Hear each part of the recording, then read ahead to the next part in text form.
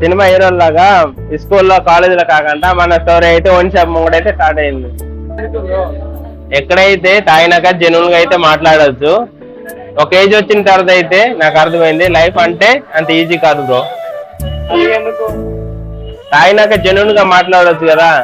ఒక ఏజ్ వచ్చిన తర్వాత లైఫ్ అంటే ఏదో అర్థమైంది. లైఫ్ అంటే ఏంటి బ్రో?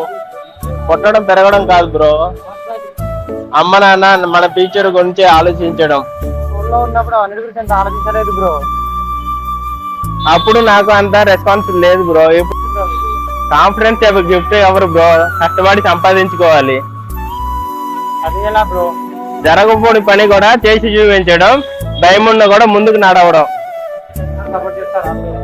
లేదు బ్రో, మన కష్టాలు ఉన్నప్పుడు ఎవరు చూడరు కానీ మనం ఎదిగినప్పుడు అందరూ చూస్తారు బ్రో. లైఫ్ అంటే ఏంటి బ్రో? ఒకరిని ఇన్ఫ్లుయెన్స్ చేయడం కాదు బ్రో, మన పని ఏదో మనం చూసుకోవాలి. లైఫ్ అంటే ఎంజాయ్ చేయడం కాదు బ్రో, లైఫ్ అంటే రెస్పాన్సిబిలిటీ తీసుకోవాలి. ఫెయిల్యూర్ వచ్చినా కూడా లేచి నిలబడాలి. ట్రై చేయడం కాదు బ్రో, చేసి చూపెడతాం. మనం కూడా ఒక రోజు సక్సెస్ అవుతాం. అంటే నేర్చుకునే జర్నీ బ్రో.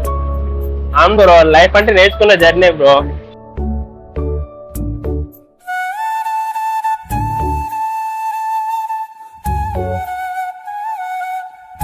లైఫ్ అంటే ఏంటో కలిసి తెలుసుకుందాం.